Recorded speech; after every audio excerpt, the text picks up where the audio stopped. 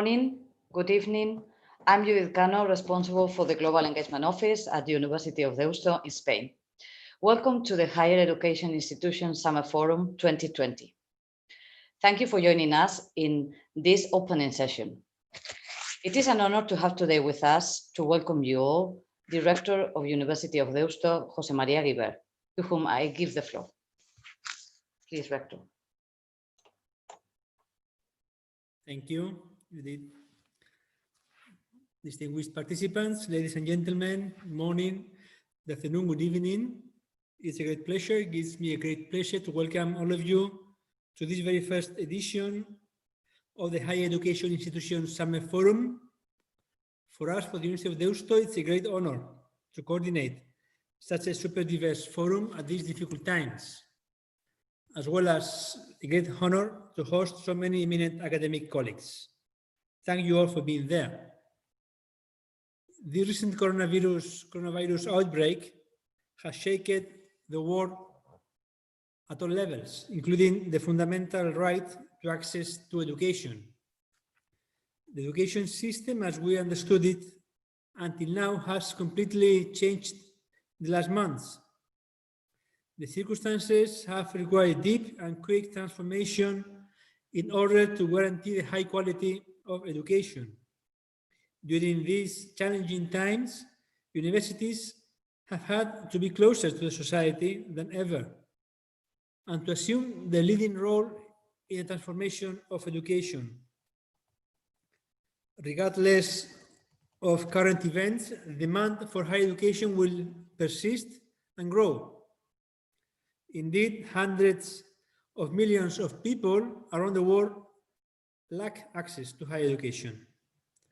This number is likely to increase, particularly with rising population growth in low-income countries that are already unable to accommodate current demand. We know there are countries with higher demand. Today, we're introducing these remote learning models. This could spark a new educational renaissance. Educational renaissance means a world of new opportunities to educate within a new paradigm. On the other side, a core deficiency of mobility-based internationalization. The deficiency is that it is accessible to only few. This is a huge problem. These are the wealthy or the lucky few who secure funding or fellowships. What do we need? We need a collaborative online model in which local university faculty co-teach with international faculty to deliver online and remote courses. This could help to reach more people in our societies. This could allow high quality learning at the cost of a local degree. This could encourage knowledge transfer and building capacity in the process. To be able to do this, we face some challenges that are completely new. Some of them are exclusive for each institution according to its nature. Some others are shared by worldwide organizations. In this context, the threats have set up new measures, new teaching methodologies, new working methods, and new solutions. We have all experimented these new measures, these new teaching methodologies, new working methods. From the encountered difficulties, new opportunities have arisen. The partnerships have been strengthened and international cooperation has increased. In consequence, with the sudden closure of physical facilities, faculty and students, regardless of their past training and experience, are being exposed to online learning. With this change, higher education professionals will get used to working remotely and be less likely to return to old habits of gathering. The internet and other digital technologies are powerful communication and educational supporting tools. These have made huge advances, making distance and inclusive learning a present-day reality. In this context, the Higher Education Institutions Summer Forum is launched with the aim of providing a new open space. This open space is an invitation to share our current experiences, challenges, and joint opportunities. A free virtual space to share and find solutions together for those common challenges. With this collaborative and shared international perspective, 4 topics will be explored and discussed during this forum. These are the super diversity, lectured by our colleagues for the Erasmus University of Rotterdam. Virtual exchange, covered by our colleagues at the Ruhr University Bochum. 3, University on Service of Society, delivered by our colleagues from the University College, Cork. 4th, the Basque University System, organized by us, the University of Deusto, in joint collaboration with other academic colleagues from the higher education system here in the Basque Country. As you may see, members of the European UNIC organize all these sessions. This alliance, composed by 8 universities based on post-industrial cities, has the aim of boosting mobility and inclusion for societal impact. This Higher Education Institutions Summer Forum is one of the activities organized in the pursuit of this goal of contributing to social impact. Likewise, the Basque University System is involved in the forum, as Basque Country education system reflects how local perspective expands the horizons and becomes a leader in the internationalization of the education sphere. I would like to finish by thanking all the participating people and institutions, both panelists and attendees. We are all here because we want to contribute to social transformation through our educational mission. We all have the purpose to improve every day in order to stimulate that social impact. We hope you find this forum interesting. We hope you discover the new solutions for the current and coming challenges that all of us will face. Thank you. Many thanks, Rector, for your welcoming words. We are certain that in the incoming days, common initiatives towards higher education will be achieved. Thank you. Now, without further delay, I'm glad to open the Summer Forum first session, Higher Education in Super Diverse Settings. The Erasmus University of Rotterdam will offer an insight on how universities deal with the levels of highly increasing population diversity, especially now in this worldwide virtual environment. Our today's session panelist is Dr. Peter Scholten, public administration professor, specialized in the governance of migration and diversity at Erasmus University of Rotterdam, director of EMISCOE, Europe's largest academic research network on migration, diversity, and social cohesion. Thank you, Peter. The floor is yours.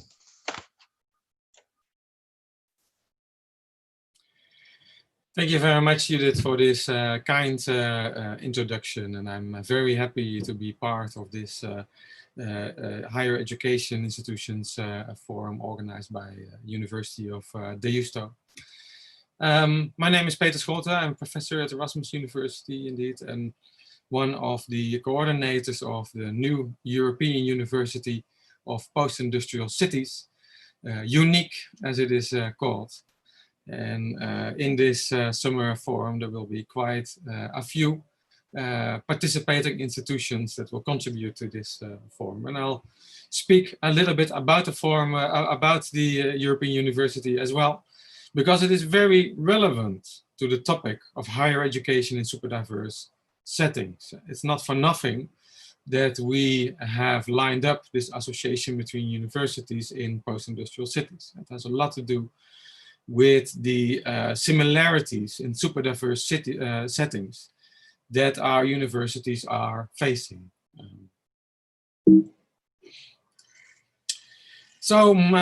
what I'll do today together with you, because I also hope that there will be some interaction possible in this forum using the Q&A format of the chat and Q&A format that Zoom allows us. First of all, I'll introduce a little bit who I am, what unique is, and why unique is there. Then we'll talk. I'll go a little bit into a deeper analysis of higher education in super diverse settings. So what is this elusive concept of super diversity? What is it actually? What does it mean? What is known from literature on how to deal with super diversity? What are lessons that we can benefit from? Perhaps also what are lessons about how not to handle super diversity in specific ways.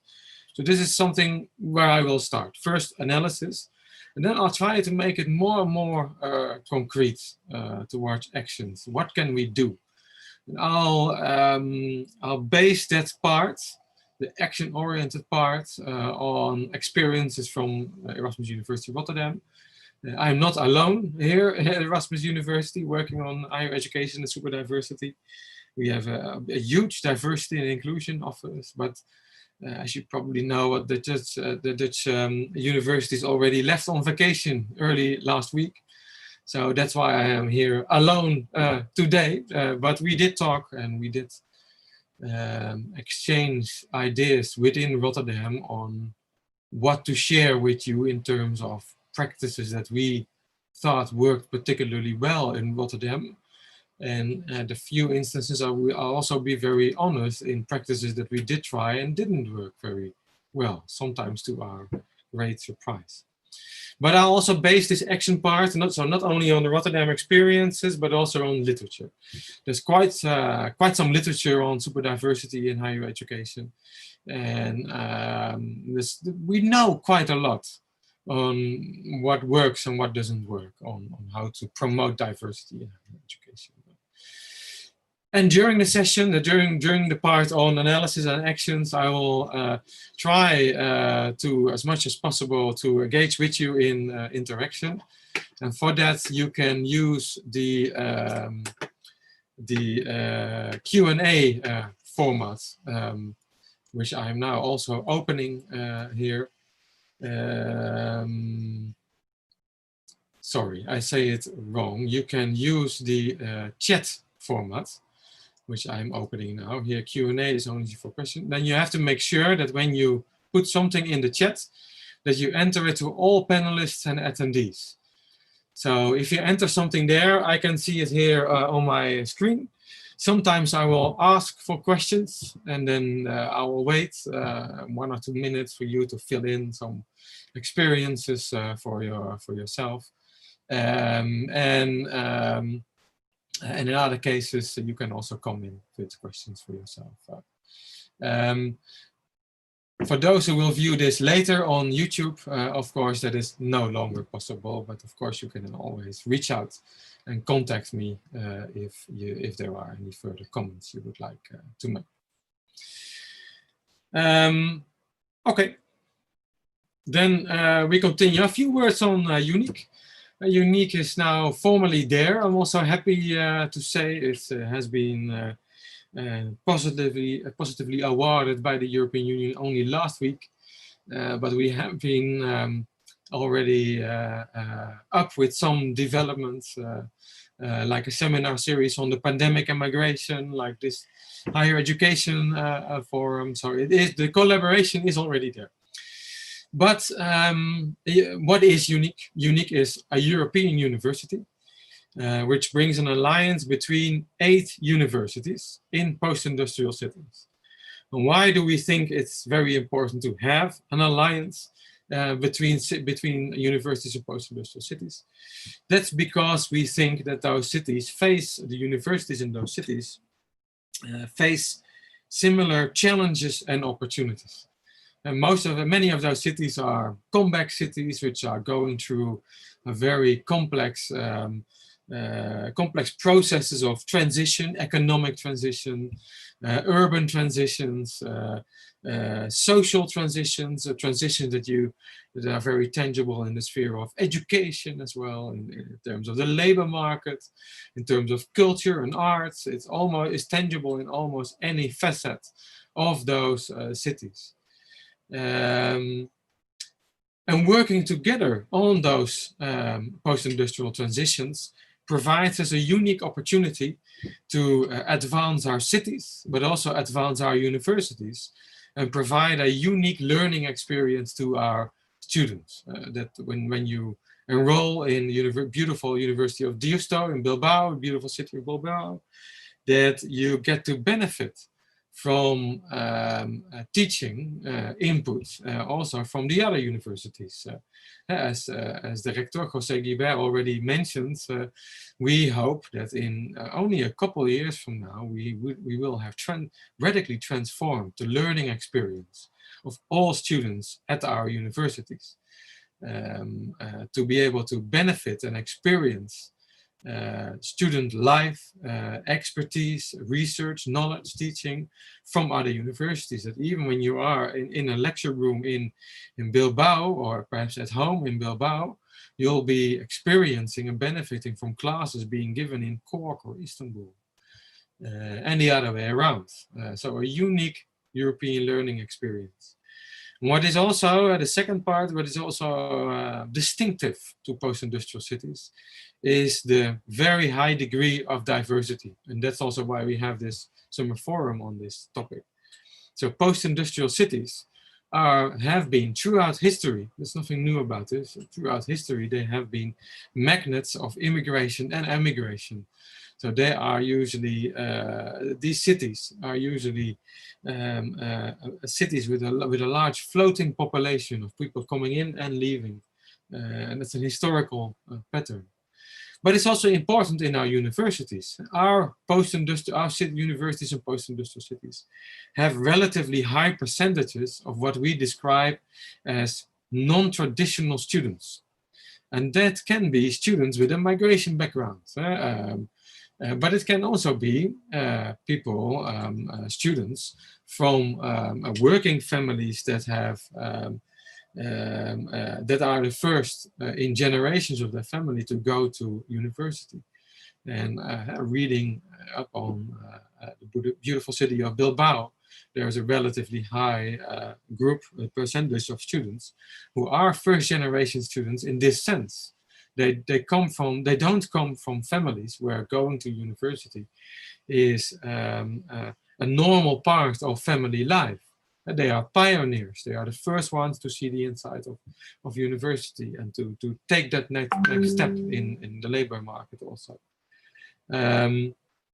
And that applies to many of the universities, and let me go through them at the of UNICA. We have the Bilbao, of course, a post-industrial city and one of the most famous comeback cities in the world, I think, with the Guggenheim Museum also, which is a symbol for resilience of post-industrial cities. And I think the University of Deusto and its success is also a manifestation of that success. University College Cork, second city, second university of Ireland, is also a clear manifestation of it. Istanbul, where we have Koç University, which is the University of Istanbul is, of course, more than just a post-industrial city, but it is also a post-industrial city. And it is a city that is connected with many of the other cities in UNIC through this post-industrial migration period. A lot of the people who went to work in the factories in the Ruhrgebiet in Germany, or the factories in Rotterdam, where I'm from, came from Turkey. They came from Istanbul area, for instance. So this connection we want to make also in our European university itself. Then we have the city of Liège, clearly post-industrial city with a history of mine industries, mine work industries. And a university that has basically been there also to help the daughters and sons of mine workers make the step into university life and to make it into higher education. Our city, Rotterdam, clearly one of the world port cities, third largest city, third largest port in the world at the moment.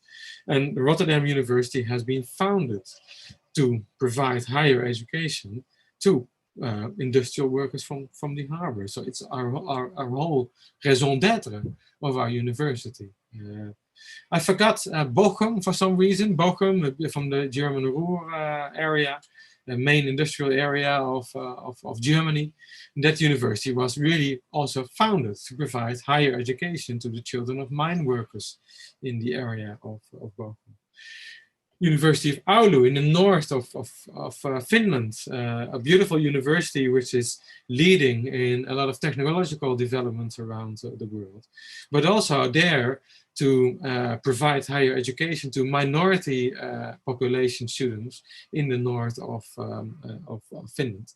And also a city that has been going through a post-industrial transition because of the transformations around the Nokia factories, which are situated in the city of Oulu.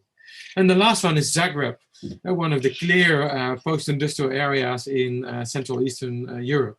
And a beautiful big university that is situated there that plays a leading role in these post-industrial transitions there. So that is also why UNIQ is there, why we are together. We are universities that have something in common. We have in common that there are these non-traditional students, and that we provide higher education to those non-traditional students and try to help them into the labor market with this, with the university diplomas. And we believe in sharing knowledge on how to best do this. How can we share knowledge on how to best work with non-traditional students? How to take diversity into account in how our entire university operates. But also sharing knowledge in how our universities work together with the cities in which we are situated. So how can we be the best promoters of the resilience, of the comeback of our post-industrial cities? And I think those 8 cities that we have on the table here are really, it's a really strong, a powerful partnership in that sense. Okay. So if there are questions coming in also through YouTube, I see here on my chat that they will be asked to me. So also when you're following live on YouTube, you can write your questions there, and then they will be transmitted to me, and I will respond to them.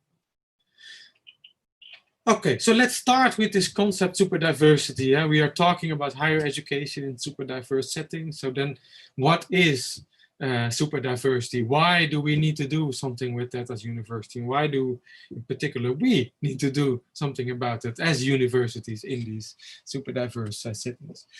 Super diversity is one of the, well, one of the big upcoming terms in the field of studies of migration and diversity. It signals something new. The concept has been applied a lot to big super diverse cities like London, like New York, but it is applied much more generally now. It has been coined for the first time by Professor Steven Vertevek, an American anthropologist who started writing about how diversity had become more diverse itself, and started phrasing it in terms of super diversity, and started reflecting on what super diversity then means for society. He's currently director of a big diversity institute at the Max Planck Institute in Göttingen. So he is now in Europe and also trying to work still a lot on the concept of super diversity. There are more terms of referring to it. There are other scholars who call it hyperdiversity, but hyper has, I mean, if somebody is hyperactive, it has a really psychological connotation and also a little bit of a negative connotation.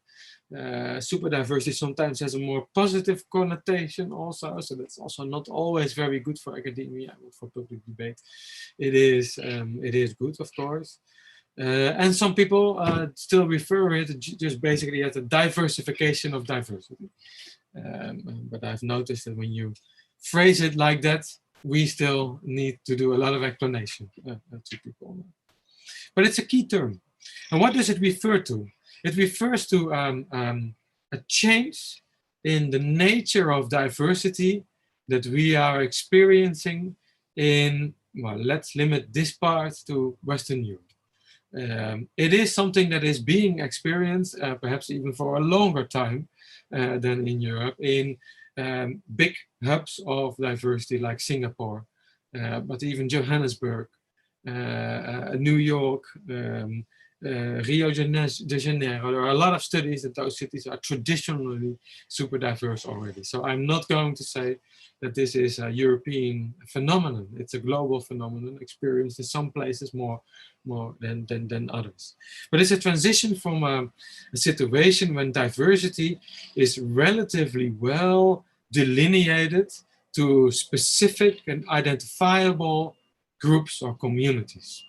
So in Europe, from the guest labor area, we went through this period when we could very well delineate the Turkish guest labor population, or the Moroccan guest labor population, or the countries like Spain, also very specific colonial migrant groups that you could well demarcate. Those are migrants from Latin America, and they belong to the Hispanic American community.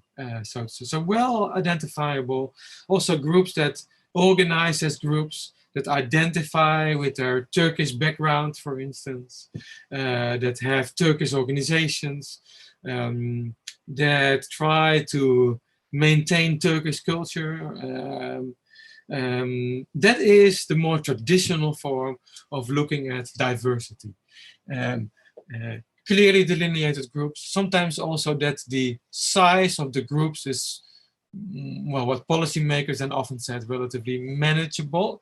So not of, so that there are not many different groups, and the groups are not incredibly large.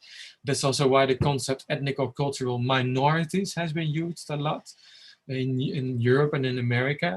Outside Europe and in America, that concept has been used less, but it says something about our way of framing diversity. Yeah? It's something for specific communities. So when Europeans thought of diversity, we often thought of specific groups.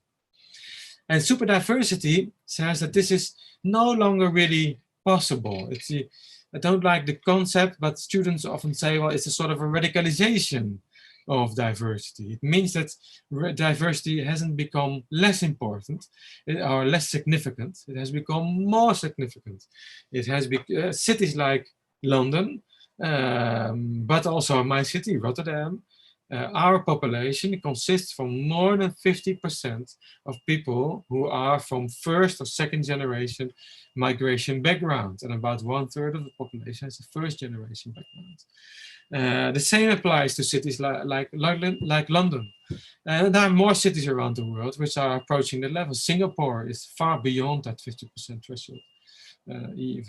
But a city like Auckland in New Zealand is also coming close, whereas we would not immediately put that on the list of super diverse cities in the world. So it says something about the significance of diversity.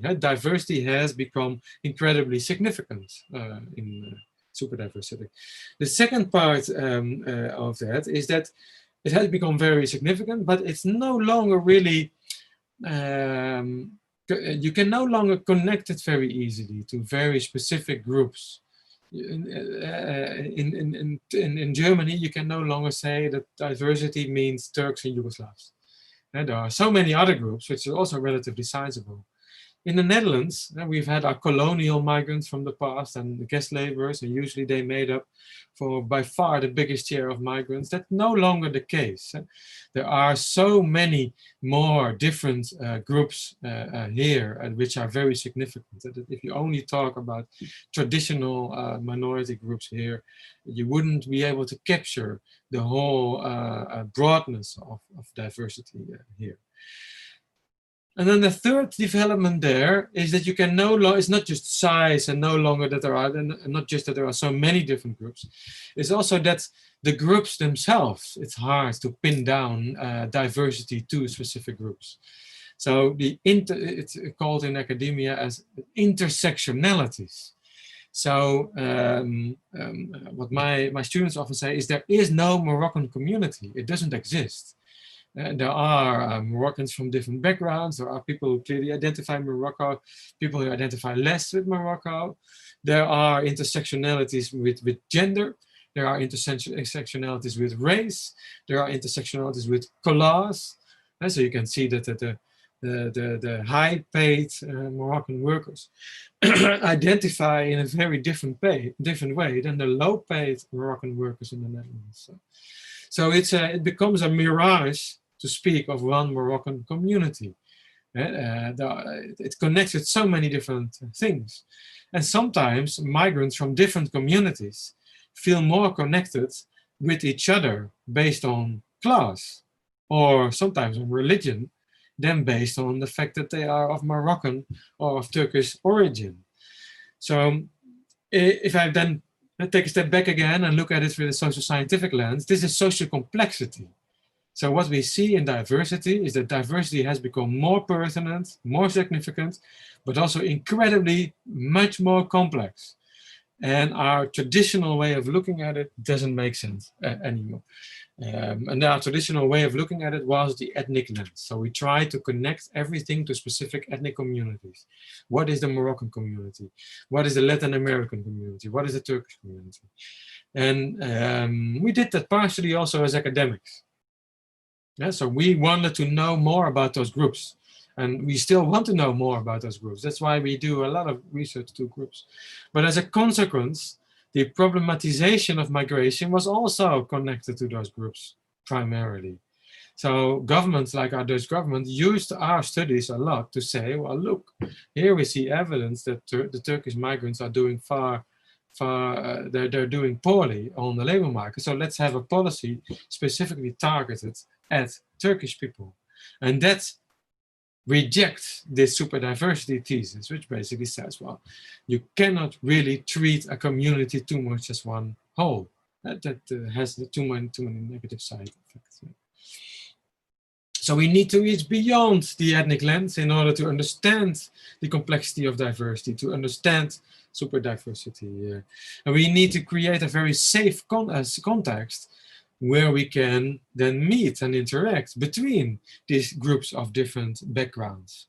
And that context needs to be open for people from very different backgrounds. So you are not there when you just have a student council with Turks and Moroccans. Then if you do that, if you only talk with those organizations, you denounce the complexity of diversity. So you need to create a safe space where people from different backgrounds can step forward, and where it's not only ethnicity, where people can step forward also based on gender, based on class, based on race. Race is not the same as ethnicity, it's different. So especially in Europe, we have sometimes problems with accommodating people who like to line up along race. And that's because we are not intersectional enough. We don't recognize the complexity of diversity sufficiently. And the last thing, and I'll also try to substantiate that with more examples later in my talk, is that it's also not about treating diversity as something different. Because if you say, well, we do diversity and we create a separate office, and those people are about diversity, and they talk with people of a migrant background, and that's it. If you do that, then, and I've done research on this topic, then what happens is that you get the same as what happened with gender for decades. The gender was treated as a topic that was only relevant for women. And it was only discussed by women, for women, and studied on women. And that led to an automatic marginalization of gender concerns. I'm just old enough to remember the times when came up with gender, we just gave it to a group of women at the end of the corridor and said, oh, this is very interesting research project on gender. Do you want to do something with it? And luckily we are beyond that. Gender is for everyone. It's also about me. If I apply a proposal like the unique proposal for a new European university, I am accountable for the gender implications of my study. And this is a very important aspect of super diversity. It means that diversity is relevant for everyone, not just with a migrant background, but also not with a migrant background. Gender is, in that sense, is relevant for people from all genders, for men and for women. The same applies to our diversity. So if we want to do something seriously with diversity, you are not there if you just have a diversity council and you talk with students with a migrant background. Actually, when you do that, it could have very negative side effects, because the mainstream of your university will treat it as something separate. And accommodating the super diversity will only happen when the mainstream also works on diversity. It applies to everything that a university does. That's a little bit something that came out of our a small discussion that we had last week before people went on vacation. Diversity should be then in the representation by students. It should be in the representation of staff. It should be in our readings. This is really now in Erasmus University a big thing. Check our readings. Are our readings racist? And then in the beginning, a lot of people think, well, we'll hardly skip any reading, but you'll be surprised how many of our readings, if you really look close at it, they do have some level of systemic racism in them. We look at activities that we organize as a university. So, for instance, in our university, we're a relatively young university, but we have a somehow rather traditional student life here, modeled after UK universities. And this is actually quite exclusive for students. The biggest part of diversity in our university life are students who have a Muslim background and who feel strongly excluded by student activities at the beginning of the year, which are very alcohol oriented. And this is really something that we have become aware of, and we are now trying to change it at a very fast pace. Because we saw that Muslim students then just didn't come to our activities because they saw it as drinking festivities, basically. And then as a consequence, we saw the worst thing that you can have at a very diverse university. The worst thing happened. We saw segregation. So we saw a clear color segregation in our startup activities, where students with a migrant background, they did something with sports, they did something with, things where no drinking was involved. And the white elite students, they all went to the drinking festivities. So this was really, now when we spotted it, we thought, oh, why didn't we see this 10 years ago? Because changing this type of cultures, it takes a very long time. And we are already too late if you would take that. Yeah. And then another thing that we came up was architecture. And then it should be clear that in your university, so show it in your architecture that you are a diverse university and that you want to do something with that. Okay. Okay, then there's one question. I go back and then I answer. There was one question that's answered over the chat, by Mohammed Al-Safti, whether I can explain a little bit what is meant by non-traditional students. I think that's a good point. So traditional students, we consider traditional students are students who are more used to go to universities. You could say students who already have had some guidance, supervision by or experience in their families, their parents or aunts, or a couple of friends that can help them, who live in a social network where they can benefit of experiences with going to university. For students for whom the threshold of going to the university is not really high. Studies, of course, show that people are far more likely to go to a university if they have examples from their family. So if your parents went to the university already, they probably know how the university system works, how the finances of university works. So if you go to university in countries where you have to pay quite a lot, you work on a loan system, how that works. That loan system can be a big threshold for people to go to university if you don't have somebody in your family who can explain to you how that works. And we know that over generations, that for instance, if you're in university and want to benefit from student mobility, going to Bilbao for 6 months, for instance, we see there the traditional students who have people in their family, examples who have done that, they understand that. So you go to university and then, oh, then it's the greatest thing in your university life if you can spend six months abroad. And that's also something that we want to, that non-traditional students sometimes feel more inhibited in. They don't have this background, this network, where you always feel equally supported in going to the university, passing the thresholds, spending 6 months in Bilbao for your study. That can be incredibly expensive for non-traditional students. So so non-traditional students then are students, first generation students.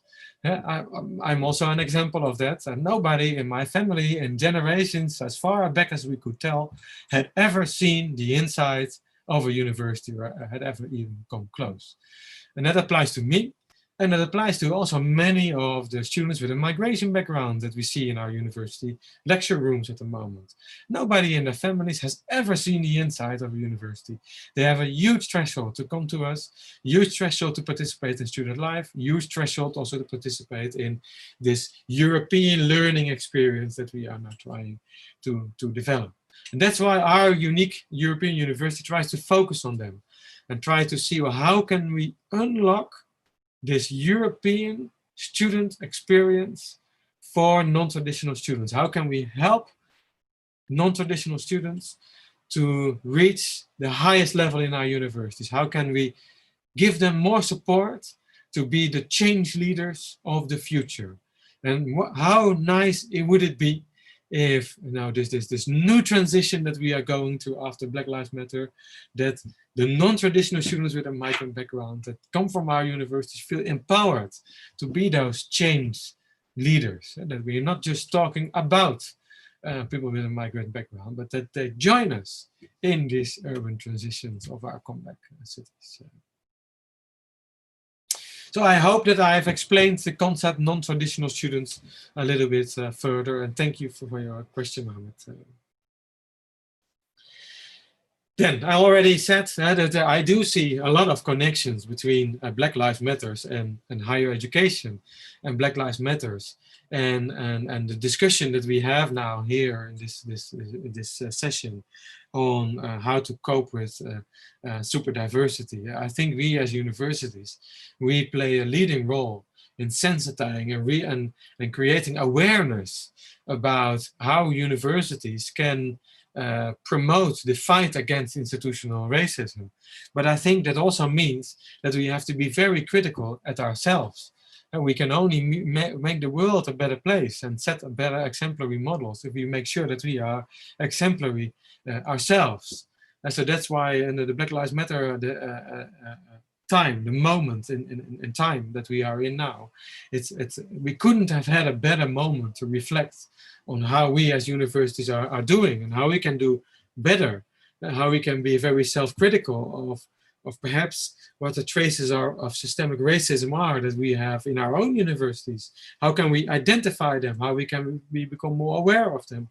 And then also be more concrete in how can we find solutions? What can we do about systemic racism in our universities? And then hopefully in years' time, we can set a positive example to other universities. But we can only do that, and that also applies to us in Erasmus University. We can only do that if we make ourselves better first. Then we can reach out and make a better example to the outside world.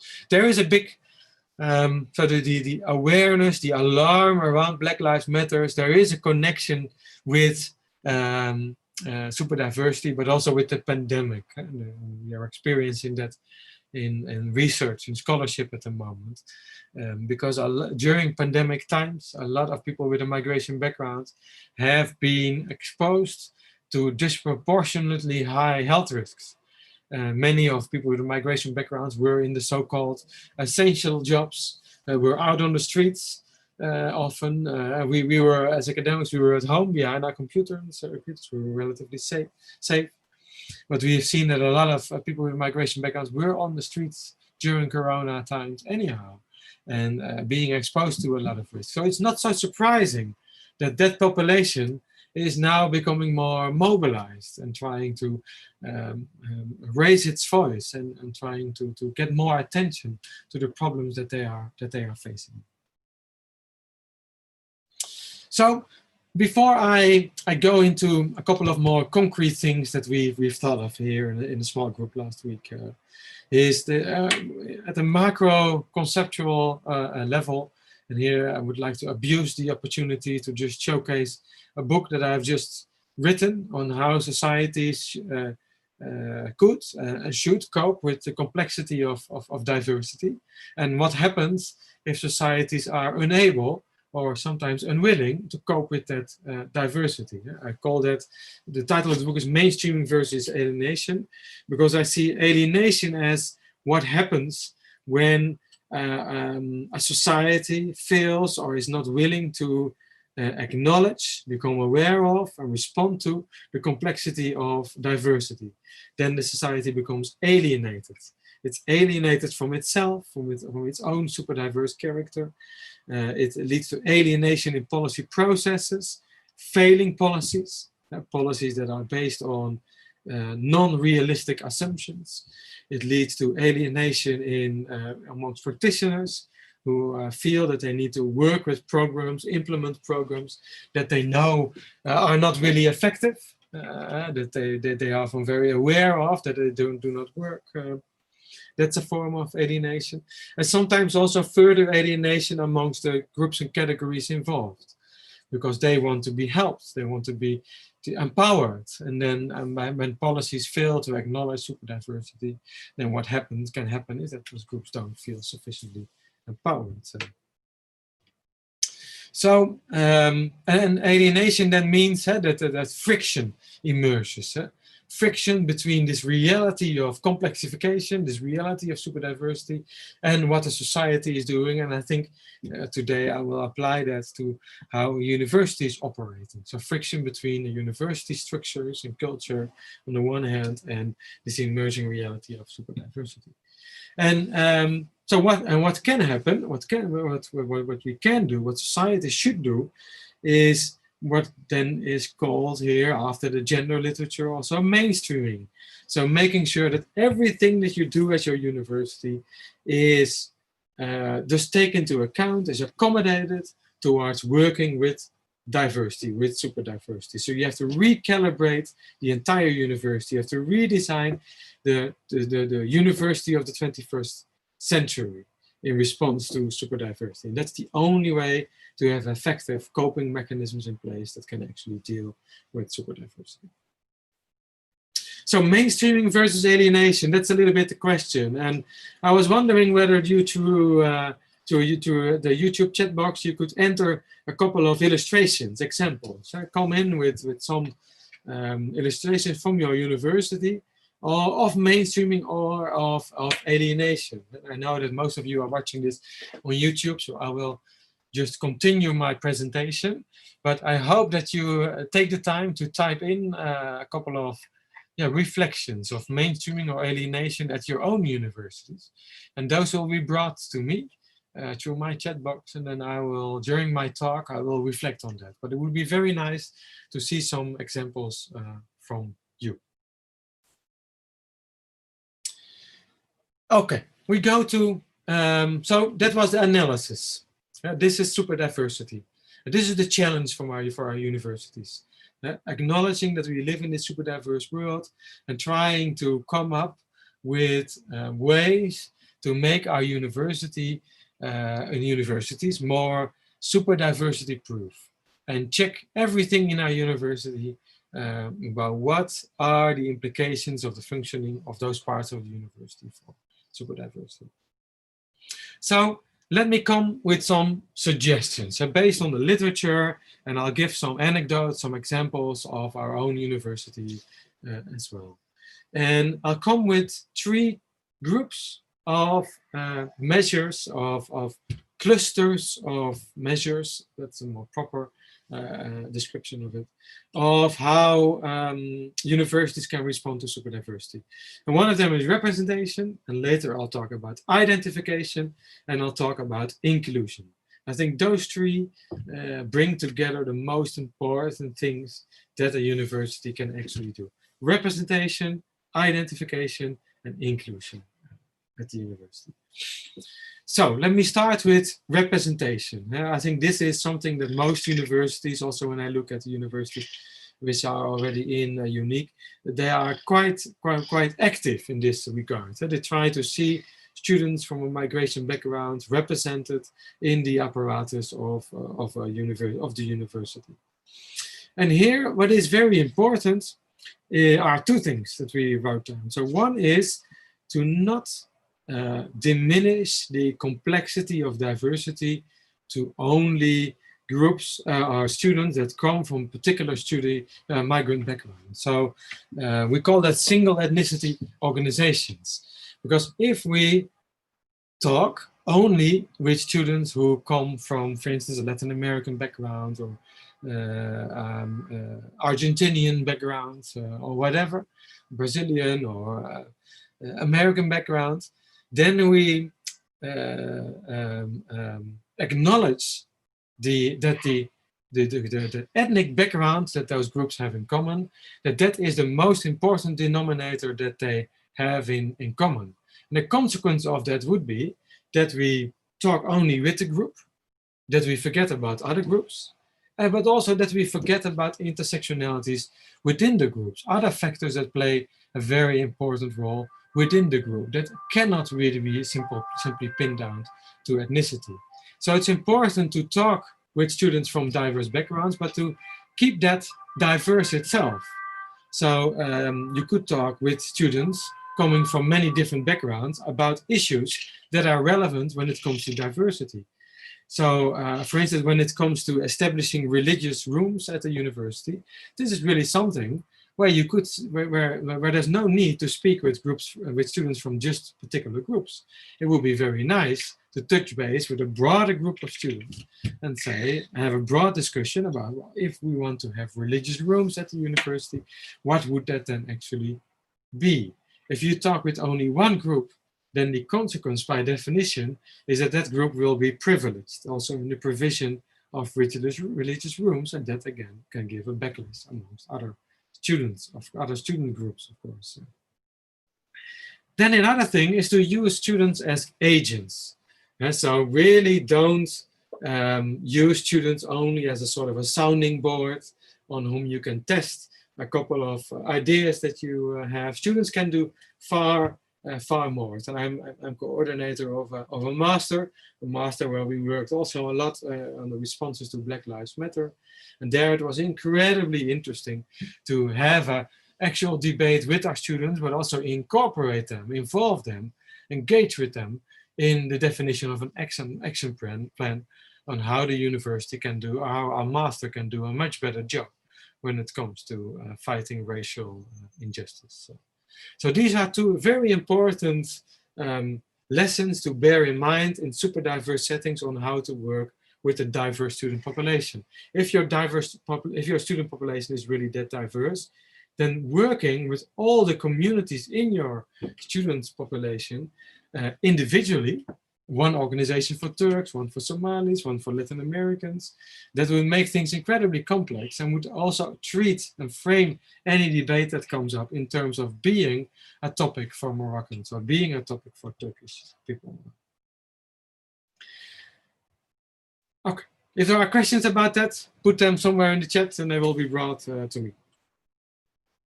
Then the second point, representation, and that's something that our students were also very keen on, and it's harder to change, to be honest, but nonetheless it is important that it is changed. That is setting role models in staff representation. So making sure in our recruitment that we don't look only at who has spent most time at Cambridge, who has most publications, but also making sure that we have teaching staff that represents the student population as good as possible. That's really something that we are keen on, that we are working on. That doesn't go very fast, unfortunately, but it is necessary for making students feel more at home. And that there are also teachers from a migration background or teacher from another race than just white men or women in front of the lecture room. Yes, and this is also an important point that we wanted to make more based on the literature, super diversity literature, is that you can have a diversity office, which it is very good, but that diversity office should work horizontally in your organization. So it cannot work vertically, where everything that has to do with diversity comes together and is positioned in only the group working on diversity. If it's horizontally, it should run through all the departments, all the different groups of university. It should be relevant to anyone. So having a diversity office should not be seen, or you should organize it in a way that it cannot be seen by others as an excuse to say diversity is not about HR at the university, or it's not about the exam committees in the university. It's only about the diversity office itself, because then things can go wrong at the university. Okay. Let me check whether there are any questions. No, no more questions.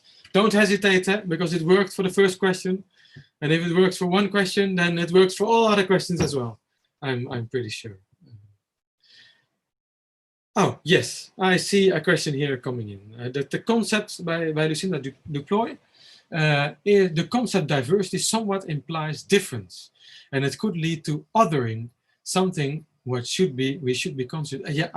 Something that we should be conscious of. Yes, I think, Lucinda, this is a very, very, very important question, important point.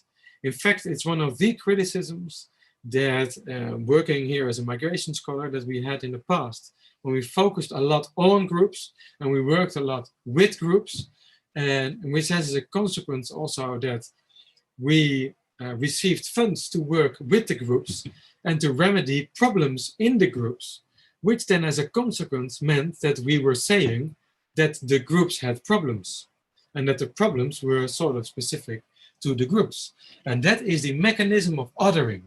And it was very a complex process, because if you look at how the program is designed and also how the community itself was involved, it was an incredibly positive process. And they said, oh yes, it's nice, then we can work on going to secondary schools and trying to lower the threshold for students with a certain background to go to university, for instance. But by putting that in terms of the diversity of one group, as a consequence, we were reinforcing others. What you are saying, Lucinda, is that we should not say that diversity is always different and therefore a problem. But diversity is something generic. And in fact, I think that diversity is also something for the native, so-called native student population. If you go to school in Bilbao or Liège or in Bochum at the moment, it doesn't matter where you come from.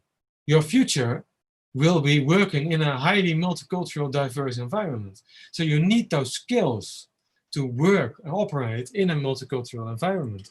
I think if you go to university in Rotterdam and you don't learn how to operate in an environment where there are a lot of students with a Muslim background, for instance, you don't know how to work with that, then you will have a big problem in the future.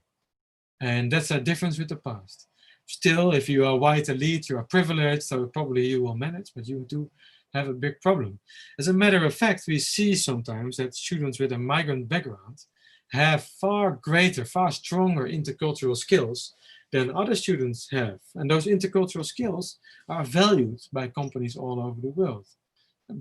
I know from one example from a Dutch shipping, no, it's a Dutch harbor building company, where the CEO of the company says, well, we are very eager to take students from Delft University in Rotterdam and Erasmus University with a migration background, because students with a migrant background have such strong intercultural skills, and we can send them out all over the world to be involved in various trainings and various activities and relate to the local population much better.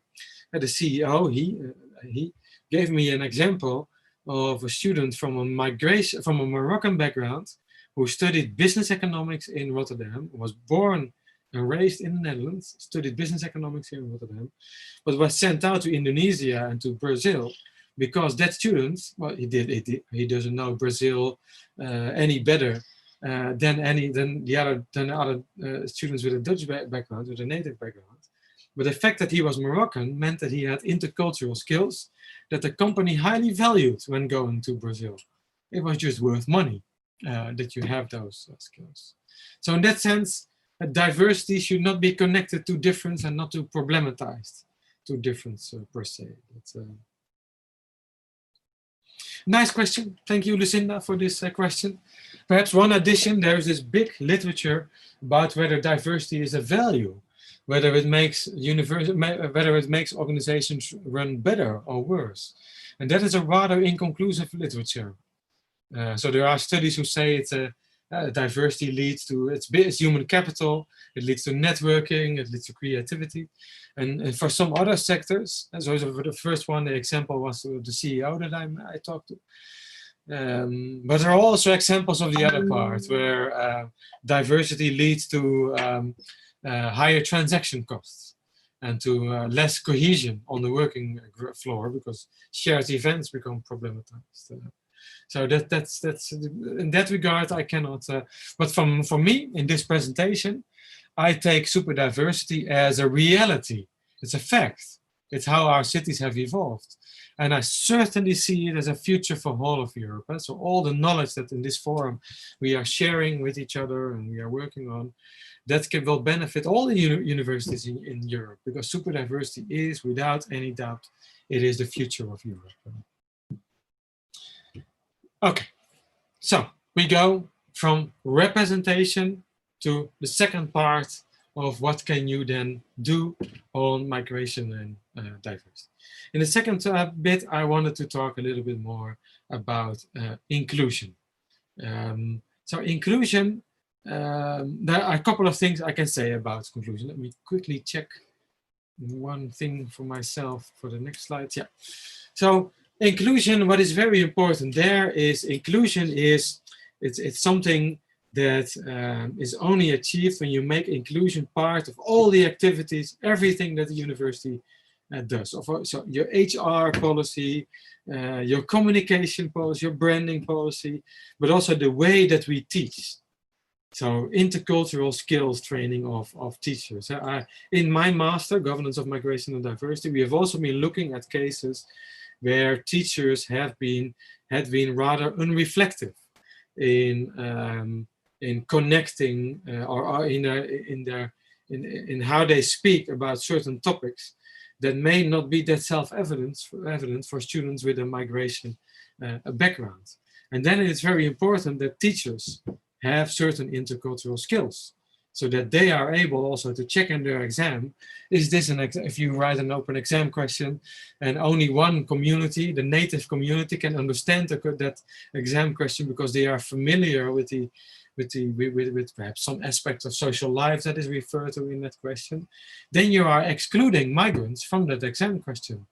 And that is highly problematic. But there are also intercultural skills involved in how you teach and in interaction that you do with students and the questions that you ask from students, also students with a migrant background. So this is very important. Also unique in our European University, we will be focusing a lot on developing trainings for students, training for trainers, for teachers. We call it TTTs, training the teachers on how to cater to a super diverse student population. What do they need to take into account in order to make this happen? It's actually also part of a lot of internationalization strategies, because if you have a very international student population, there's no need anymore to just provide Dutch or German or Spanish examples. Okay, another thing, and this is really exciting, at least for me, it was an eye-opener. I have only started doing this recently. Is a diversity check on your material that you use in class. So your exams, for instance, are there exam questions where logically some group or some community is privileged over others? Or are there exam questions which can be discriminatory? I mean, very standard questions about, sorry, not standard questions, but there can be questions in there. In the Netherlands, we had questions about Santa Claus and Black Pete festivities, but they can turn easily discriminatory. So we want to make sure that they are taken out. How you write about refugees can be very sensitive. I mean, we've had the case last year. How do we ask questions about refugees when we also have refugees amongst our student population? And we were basically challenging students to think about whether it's so easy to draw a clear boundary, demarcation between being a refugee or being another type of migrant. Those are very sensitive questions. And then, so that if it's really sensitive for certain people involved, should you ask it? So that is one check on exams. Readings. This is something where also within MISCO, and I hope also within UNIC in the future, we want to work a little bit further. That in the readings, we don't have an all-white reading list. And here now primarily we have been helped a lot with others who have been gender checking reading material. So if you have a course program with only men on the reading list in 2020, yes, then you need to have a pretty good explanation in order to be able to continue that. And to be honest, I think the same applies to white. Problem is that you don't see it in the reading list, whether somebody is white or black or whatever. That is rather complicated. So in terms of operationalization, this is a check. But by just forcing or asking, that's what we are doing. We're not forcing anyone. We're asking the course supervisor to reflect on the diversity of their course reading lists, and we are providing a recommended reading list. So for our field of migration studies, we know, and it's a very flexible list. People come in and go out. We know that there is quite a big leading Black scholarship in our field. So we want to make other people aware that they are there and that they can refer to it. So, and as a MISCO community, we can do that in a rather impartial manner. And the last point for inclusion, to make inclusion happen, we really need to make sure that we have this diversity check on entire university life. So we need to check everything. The culture of student life, is that diversity enough? Is it inclusive? Is it diverse enough? Is it inclusive enough? The example that I give of the opening days at Erasmus University, where we saw that quite some events were drinking festivities that were rather exclusive for many of our students of a Muslim background, for instance. So what do you do then with that? Or if there are students, I think sororia is the English word, or student clubs, student groups, sororia, I don't know what is the right English word for that. So it's like students associations that come together. If they have selection criteria, then, and they get support of university, then we should have a say in whether those selection criteria are diversity proof. And if those selection criteria turn out to be institutionally racist, then we shouldn't have anything to do with that as universities, but we should be active then in checking what is happening there. So the culture of student life, is it also another part that we experience with non-traditional students, so also the working class background students, is that this going to being part of all sorts of organizations is not so normal. So if we develop this student life, a part of academia, and we say that if you want to earn a job later, you need to be active beyond your program. You can't just, you know, just your credit points is not enough. If that's really what we're saying about university life, then we have a big problem with non-traditional students, because many of them don't have that experience. They have nobody who warns them. They also usually don't have really the funds that allow them to do a lot of things next to their study. Many of them need to work, so they don't have time for these study associations. And yeah, as a consequence then, when they go into the labor market, they don't have this academic life experience, that side experience that others have. That's really how our academic life is structured. Then we need to be incredibly self-critical in that regard. Shouldn't we make that more open to a broader group of students with different backgrounds? Then we need to change that. So. Then another one is how inclusive are opportunity structures for mobility at the university. So for instance, if a student wants to go to study in Bilbao or in Cork or in Istanbul for a while, are those opportunities really inclusive? Or if we are saying, well, you know, we have this European university, or we have this collaboration with any type of university, but if you go there, of course, you need to pay that university, you need to pay for your living there. You perhaps have difficulties also with making sure that your credit points are also brought over to Erasmus University. Then the group of students that will be able to pass those thresholds are usually the traditional students, who have parents who can help them, who have a social network in which this is very common to do. And the non-traditional students, again, they don't have this supportive network and knowledge and experience to lean back on. So for them, it will be harder.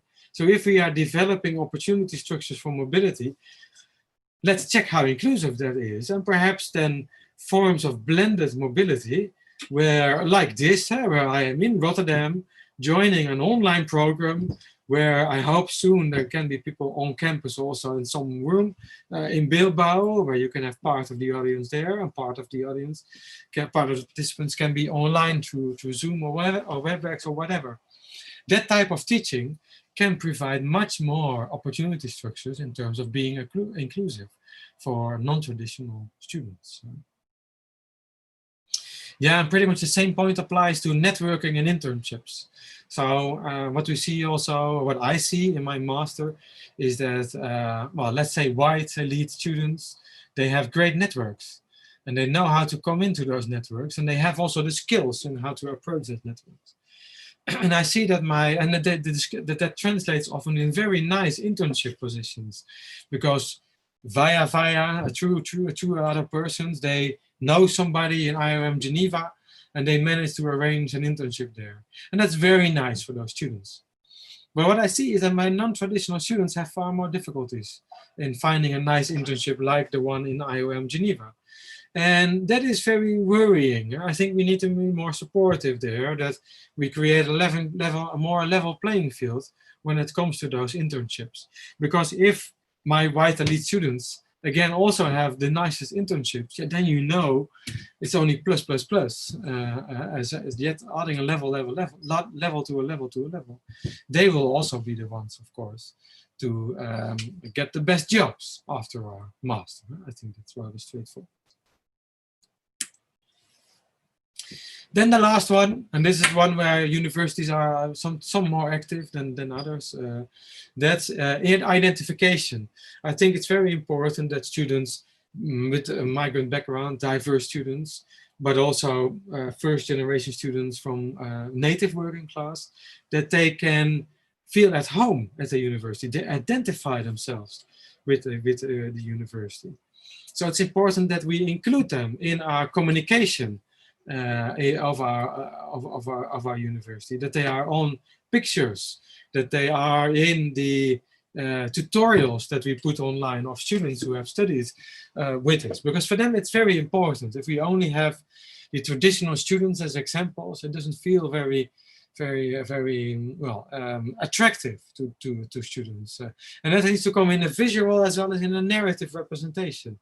And there we need to keep those non-traditional students in mind, in terms of being there on pictures, but also in terms of addressing the non-traditional students and the support structure that we have to open up a level playing field to them at the university, that we show to them what we are doing.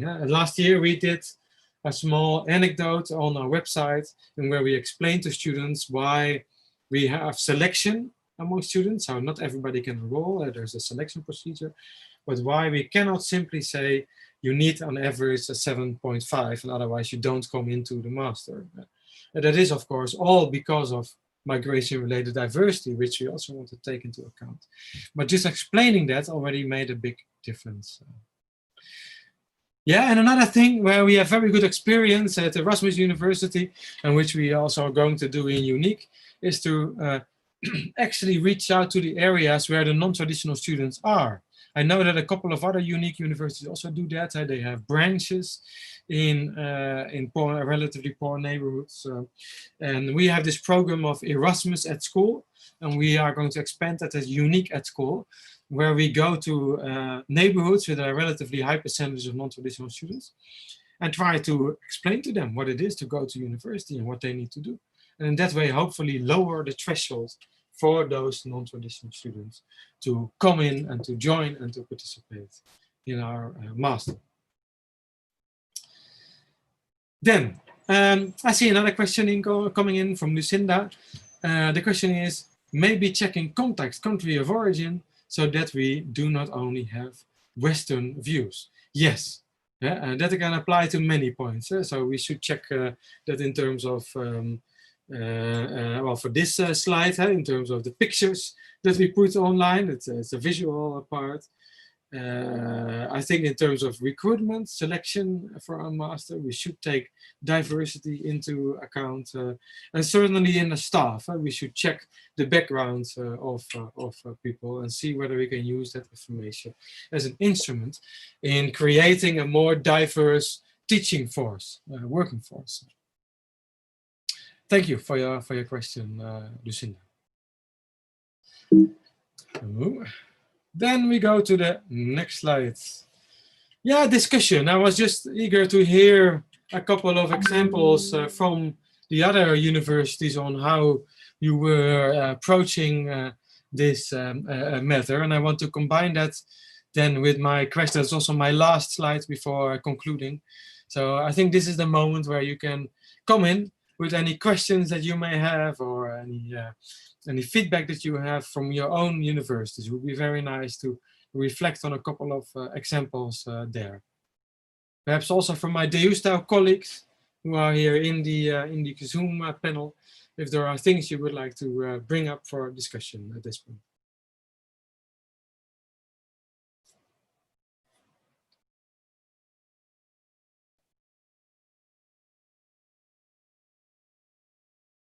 Let's take 1 minute to wait for questions, because it takes some time to collect them and then put them into the chat.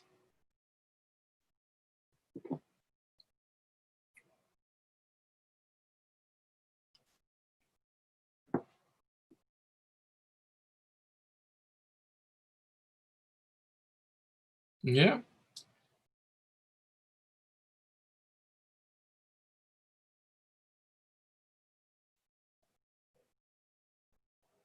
Yes. No, and otherwise somebody from the panel? Lorena or Marta, for instance? Reflections from the Deusto side on this?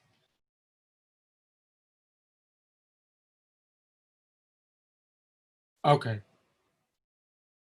Okay. Then I think we have all the questions that have been received so far. Please, if you have any further questions you would like to raise later to me after seeing this on YouTube, for instance, feel free to contact me on this. You can, if you Google Peter Scholten, Erasmus University, you'll find my email address very easily, and you can always approach me then with further questions. I'm happy to explore this further with all of you, how to make our universities more super diversity proof. And yeah, I hope to be able to share more experiences with you in the future when the European University UNIQ has been working on these topics for a little bit longer. And I would like to give the floor back to Judith, please. Yes, Peter. Of course, we will have the chance during these 3 years of unique project to deal with all those challenges. You have the experience, and we need to learn a bit wider what is about super diversity within the universities. Yeah. So thank you for your time, Peter, and giving us the opportunity to have this deeper knowledge about this hot topic concept of super diversity nowadays. And also I would like to thank to all our attendees and to our organization team.